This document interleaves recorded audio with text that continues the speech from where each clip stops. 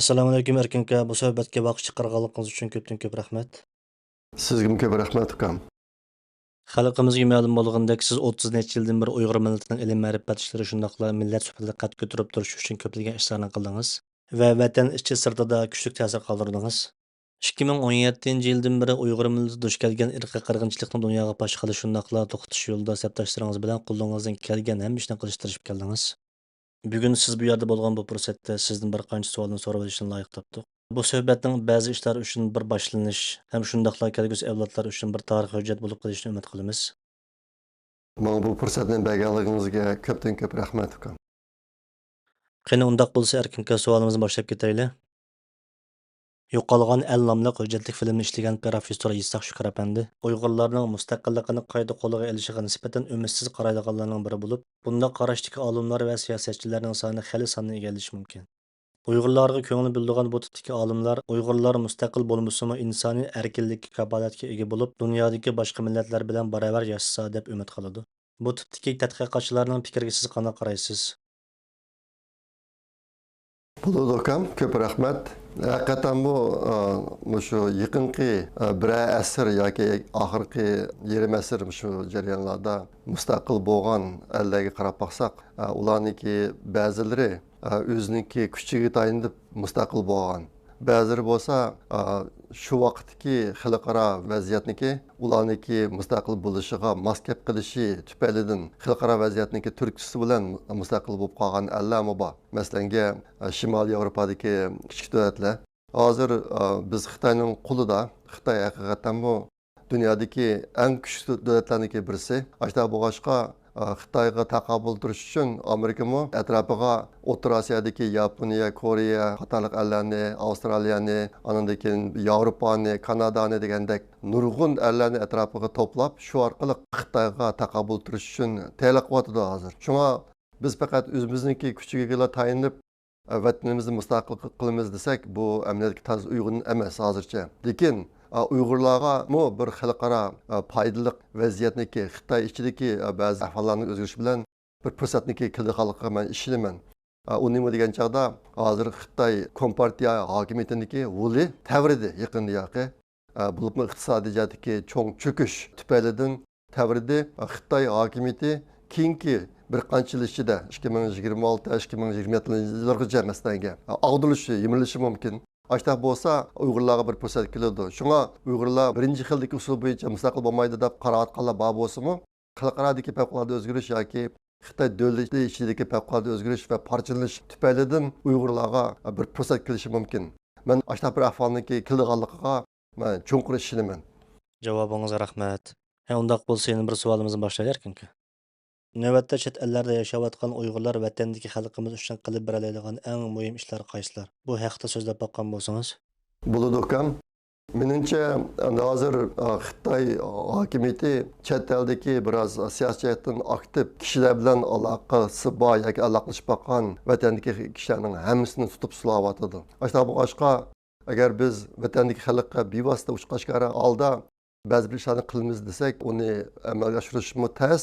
Uningdan xalqimizga keladigan ziyoni cho'ng bo'ladi. Meniki eng cho'ng orzu qilganim chet eldagi diasporadagi Uyg'urlar cho'qim qilishni ishlab o'ylaydiganim, chet eldagi Uyg'urlar mayli nima qilishidan, qanday yashashdan qat'iy nazar vatandagilarni unutib qolmasligi kerak. Hozirmi intayin qattiq azob uqubat ichida ekanligini Uyg'ur millatidan 5 milliondan ko'p kishiniki yaqinqi 6-7 yil mobaynida g'oyib bo'lganligini, hozirmi bizning necha million kishilarimiz turma lagerlarda yetayotganligini, yana necha million kishilarimiz Xitoyniki zavodlari va nurg'un boshqa cho'ng-cho'ng qurilishlarda qo'l ish javob ishlayotganligini buni aslan chiqarmasligimiz kerak. Masalan, hozir oldimizda 10-oyniki 1-kuni kelyotdi. Mushundaq cho'ng muhim kunlarda chet eldagi Uyg'urlar umumiyatda qo'zg'alib, vatandagi xalqimizniki da'vosi uchun namoyish qilish va chet elda mushundaq ishlarni to'xtatmaslik kerak. Bunday ishlar darhol unum bermasligi mumkin. Lekin Uyg'urlarniki Uyg'urdan iborat boshqa bir millatniki mavjudligi, uniki Xitoy tarafidan elib berilgan irqiy qirg'inchilikka uchrayotganligi,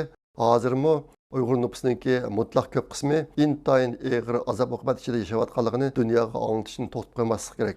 Bu chet el Uyg'urlarniki qila oladigan eng muhim ishlarning birisi deb o'ylayman. Undaq bo'lsa yana bir savolimizga o'tib ketaylik Erkin aka. Uyg'urlar sizni muvaffaqiyat qozongan bir shaxs deb biladi. Siz o'zingizning bu hayotingizda eng yaxshi qildim deb qaraydigan ishingizning qaysi ekanligini deb baqqan bo'lsangiz. Shundaqla eng cho'ng pushaymoningizning qaysi ekanligini o'rtoqlashgan bo'lsangiz.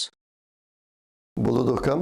Men o'rta maktabda o'qiyotgan 1970 yillarning boshlarida o'zimga 3 cho'ng g'oya tikilgan. U nima desangiz, birinchisi o'qishni eng yuqori pallagacha o'qish. U chaqda o'qishning eng yuqori pallasi nima ekanligini bilmaydim. Masalan, bakalavriatdan keyin yana magistrlik, doktorlik unvonlarining borligini, andan keyin yine doktor açtı bulup bir mezgil limited qatavlar şoğlanğılı bulğanlığı bu işten bilmeydim. Lekin özümün arzusu men bilimniki naiti qimmat ekanligi, bilimniki naiti az qatadığanlığını bilettim. Şunlaşqa o'qishni eng yuqori pallagacha o'qiyman degan ashni özümniki birinchi g'oyasi qilib tikilgan. Ikkinchisi özümniki iqtisodiy taqdirini o'zgartirish. Ben bizim ailede 6 bala, cemi 8 can açtaq çoğun bulduk. O vaxtlarda dadam yalğız işleydi. İqtisadi ahvalimiz yaxşı emasdi. Gerçi biz bir vilayetlik şehir içinde çoğun bolğan bolsaqmı, iqtisadi ahvalimiz nachardi. Açtaq bu başqa ben çoxum tirişib özümniki iqtisadi taqdirini o'zgartiraman deb buni o'zimga ikkinchi nishoni qilgan. Üçüncüsü bir baxtli oila qurayman deb. Mana shu 3 narsani arzu qilgan.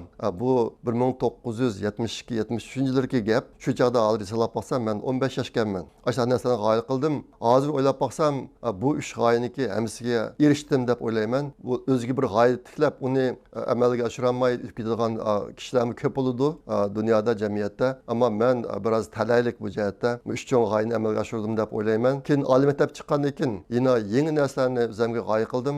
Masalan, boshqalar qilgan ishni Uyg'urlar qila oladi degan mushtaq bir narsani isbotlayman deb mushtaq bir g'oya bilan yashadim. Oliy maktab chiqqandan keyin, ondan keyin izchil tirishib, nurg'un agirtoqalliklarni besib, nihoyat jafoliq ishlab, Yaponiyaga berib, undan keyin Amerikaga kelib o'qib degandek. Eng oxiri NASAga xizmatga kirib, u yerda 20 yildan ortiq ishladim menda. Mush narsami ayni vaqt o'zimga bir g'oya qilib degan amalga oshirdim. Bulardan boshqa, o'zimning kasbidan boshqa yana shu Uyg'urlar millatimiz nimaga eng ehtiyojli bo'lsa, shu sohada ish yaparman degan narsani izchil turda o'zimniki bir yashash yo'li qilib tanlab keldim.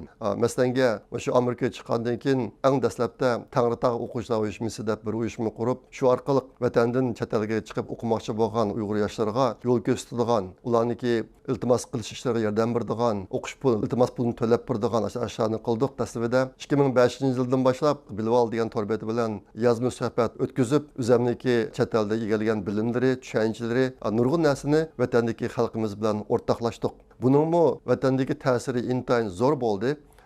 Meniki bu jihatda o'zim bak ta'sirlangan ahvollar bor. Masalan, Bilik degan bir torbeti boti, oshnaga chiqqan bizniki birinchi qatim o'tkazgan yozma suhbatimizning xotirasi Bilik degan torbetida 1.300.000 qatimdan ko'p ko'rilgan. Bizdek nupsi ancha ko'p emas, bir millat uchun aytganchada bir yozmaniki 1.300.000 qatim ko'rilishi bu nihoyat zo'r ish endi. Har haftada bir parcha maqola yozib, Uyg'ur masalasiga oid nurg'un temalarda ish qilishni davomlashtirdim. Uning unumi bak yaxshi bo'ldi. Shu vaqtda meniki bir maqolam torbetlarga chiqsa, nurg'un torbetlar necha 10.000 qatim o'qilatdi endi. Men bir qatim tashirib baxsam, Uyg'urlar do'tamas aqlliq degan bir parcha maqola vatandagi 65 torbetiga chiqib ekan. Nihoyat ta'sirlangandim. Bu menga nihoyat zo'r uzuq bo'ldi. Ashta boshqa har haftada bir parcha maqola yozishni bir qancha yil davomlashtirdim endi. Mushta ishlarni qilmadim.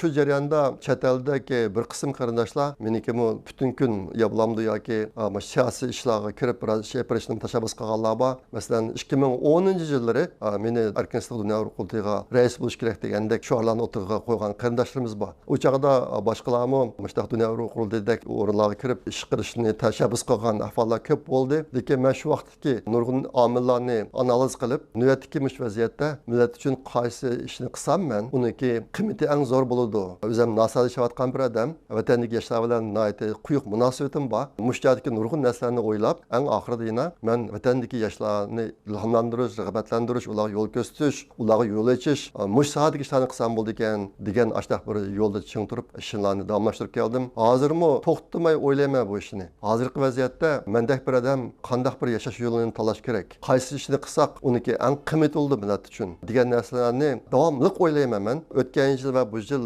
Euro Project fondidan elib borgan Istanbulda 20 liseya degan faoliyatmi mana ashtaq tafakkur qilishniki natijasi endi. Navbatdagi vaziyatda bizlar nima qila olamiz? Uyg'ur ziyodasi deb atıldıgan kişiler nima ish qila olamiz vatan va xalqimiz uchun. Shu oxirida olgan qarorlarimiz shu endi. Mushta ashni qilyapmiz. Men bu jihatdagi o'zimniki yashash usulini o'zgartmayman. Xudoyim bo'lsa umrimni oxirigacha mushtaq yashayman. Men burun qarindoshlar bilan o'rtoqlashgan ba'zi ideyalarim bor. Masalan, men o'zim qilgan hamma ishlarga xuddi bir tajribaxonda qilayotgan tajribaga o'xshash muomala qilaman. U bir tajriba, sinoq, uni qilib beqib, u bo'ldimi, bo'lmadimi, ko'zlagan natijaga erishdimmi, erishmadimmi, yoki qaysi ish yaxshi bo'ldi, qaysi ish yaxshi bo'lmadi, izchil turda tajriba saboqlarni yakunlab, keyingi ishlarni texnik yaxshi qilish. Bu o'zimning bir odati va shundoq bu narsa o'zgarmaydi. Endi siz so'ragan yana bir narsa, o'zingizning umrdagi eng cho'ng, o'zingiz yetolmagan orzu nima bo'ldi deb yana bir savol so'radingiz. Endi men uni yetolmagan armon deyishga qaraganda, yetolmagan orzum desak, sal yaxshiroq bo'ladi deb o'ylayman. U nima degan chog'da, men aslida umrimning oxirida vatanga qaytib, bir oliy maktabda haqsiz dars o'tib, bir 4-5 yil ishlab olsam degan orzum bor edi. Bu jihatda men allburun ideya tayyorlab qilib bo'lgan, haqsiz ishlab millat uchun biroz ishlab olsam degan. Endi men hozir qadar bir darajaga kelish uchun intayin ko'p agri-to'qayliqlarni bosdim. Baxchiq narsalarni o'rgandim, baxchiq o'xshamagan ishlarni qildim. Menda nihoyatda ko'p narsalar bor. Uyg'ur yoshlariga o'tkazib bersam deydigan.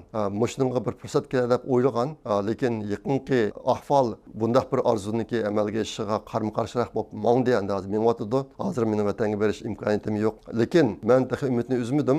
Xudoyim bo'lsa, keyingi bir necha yil ichida Uyg'urlar uchun bir fursat kelib, ya mustaqil bo'lamiz, mustaqil bo'lmagan taqdirdami, vatandagi xalqning boshiga kelgan zulmni oxirlashtirib, Uyg'ur millatini bir erkinlikka erishtirib, shu orqali vatandagilar uchun xizmat qilish fursati qayta keldi deb o'ylayman. Hozir meniki eng cho'ng armonim shu. Undaq bo'lsa yana bir savol erkinki. Uyg'urlar o'z mavjudligini saqlab qolish va erkinlikni qo'lga olish uchun eng zarur bo'lgan ish qaysi deb qaraysiz?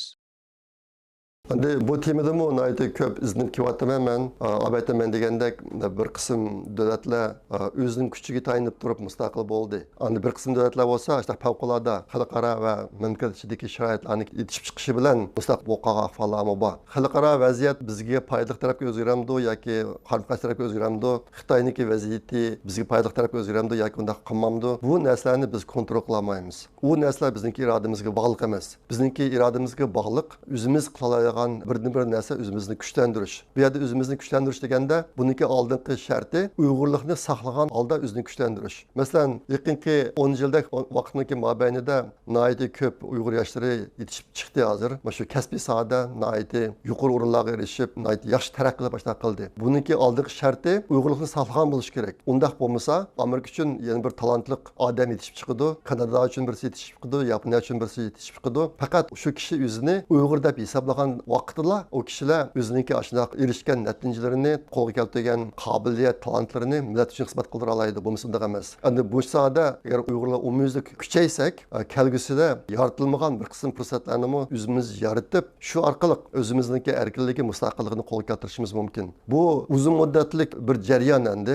Uni qisqa vaqtda qilib olmaydi.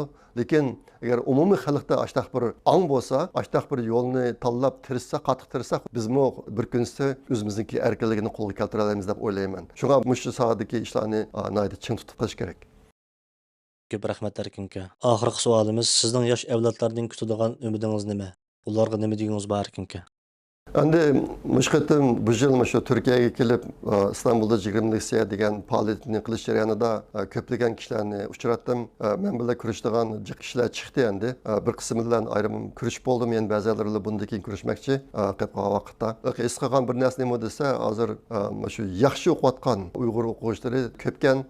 Lekin ularniki iqtisodiy kuchiniki ojizi bo'lishi tufaylidan texnik o'rlab o'qish yoki boshqa davlatlarga berib o'qish, shu orqali o'zini taraqqiy qildirish, millat uchun yaxshi xizmat qilish mushtatga yo'l to'sib qolgan ahvolni ko'rdim. Shunga meniki hamda yoshlardan kutilgan umidim mushu yo'lda qattiq tirishni boshlashtirmasa deyman. Shahardagi qolgan yeshcho'ng, qolgan diaspora Uyg'urlar uchun bu jihatda vazifa bor. Buni meni kerak deyman. Bu bir soha. Ikkinchisi, chet eldagi yoshlarniki tashkillanishi intayin muhim. Albatta men degandek, hozir ko'plagan sohada Uyg'ur yoshlari nihoyatda isl yetishib chiqyapti, nihoyatda kuchli, qobiliyatli, nihoyatda yuqori o'rinlarga erishib yetishib chiqyapti. Agar bular birlashsa, millat uchun nihoyatda zo'r bir hayotiy kuchni hosil qila oladi. Tashkillanishi kerak bular, tashkillanishi kerak, birlashishi kerak. Mush soatga ishlarni ching tutib qilsa degan narsani umid qilaman. Men burun chet elda hozir Uyg'urlarniki askar bo'lish fursatlarimi nurg'un davlatlarda bor. Uyg'urlar shunga sal qaramaslik kerak degan narsani o'tirib qo'ygandim. Masalanga hozir chet elda shu o'zi turayotgan davlatlarniki harbiy sistemasiga kirib askar bo'lib ishlayotgan Uyg'ur yoshlaridimi 10-20 odam bor bo'lishi mumkin. Mushlarmi o'zaro birlashib, bir xil aloqa, hamkorlik, bilishish munosabatlarini o'rnatib, bilishga yapag'an yaxshi. Andagi yaqinki 5-10 yilning mobaynida Uyg'ur o'smirlarini tarbiyalash kurslari ko'p ochildi. Buningki bir qismini Dunyo Uyg'ur qurultiyi qildi, yana bir qismini boshqalar qilyotdi. Mening orzuyim ashtaq kurslarda tarbiyalangan yoshlarni bu kurslar tugandan keyin tashlatmasak, ular bo'lsa o'zidan tashkillanib birlikda millat uchun xizmat qilishga otlansa, cho'nglarmi mush sohadagi ishlarga sal qaramasa, men mushdan intay muhim deb o'ylayman. Javobingizga ko'p rahmat Erkin aka. Yana boshqa to'liqlaydiganlaringiz bormi? Endi albatta men degandek hozir chet eldagi bizniki Uyg'ur yoshlarimiz ichida nihoyat yaxshi o'qib, o'rlab o'qish, undan keyin boshqa davlatlarga, masalan Turkiyadan boshqa davlatlarga borib, nihoyat yaxshi kasblarda o'qish orzusi bor yoshlar ko'pkan. Ammo iqtisodiy cheklama tufaylidan bularniki bu g'oyalari hozir cheklanib uchrayotgan ahvol og'ir ekan. Shunga biz chet eldagi Uyg'urlar cho'nglar mushsada biroz o'ylanib baqsaq, biz hozir qandaq ishlarga eng zo'r mablag' ajratyapmiz. Qandaq ishlarga hech qanday mablag' ajratolmayapmiz. Mushu masala to'g'riliq ko'proq izlanib baqsa, bizda nima kam? Bizda nima eng kam? Biz eng kam narsani qilyapmizmi yo'q? Gandeniki bir gapi bor, meniki qat'iy esimdan chiqmaydi. U nima degan chaqda, agar biz hozirga qadar qilgan ishlarni bir yoqqa tizib, undan keyin biz qila oladigan ishlarni yana bir yoqqa tizib, ikkisiniki farqini tepib chiqib, shu farqining tizimdagi kirgan ishlarni qilsak, biz chuqum erkinlikka erishalaymiz deydi. Shunga Uyg'urlarmi mushundaq bir siziqni bo'ylab tafakkur qilishni o'rganish kerak. Biz hozir qandaq ishlarga eng zo'r kuch ajratyapmiz, ajratdik. Yine qaysi soha eng ayrilib qoldi. Bu jihatda albatta men degandek, shu Uyg'ur yoshlarini tarbiyalashdagi iqtisodiy manba masalasi, Uyg'ur yoshlariniki birlashishi, hamkorlashishi, uyushishi mush sohada bir qism ishlarni qilsa deb o'ylayman. Javobingizga ko'p rahmat Erkin aka. Oxirida tilingizning salomat, umringizning uzun, ishlaringizning utuqli bo'lishini tilaymiz. Sizniki men uchun mashtaqa yaxshi fursatni yaratib berganingiz uchun ko'p rahmat. Xudoyim bilsa bundan keyin davomli sirdishib, paranglashib, yoshlarniki ovozini cho'nglarga yetkazib, cho'nglarning ovozini yoshlarga yetkazib, mush sohadagi ishlarni ko'proq qilaylik. Rahmat, Allohga omonat.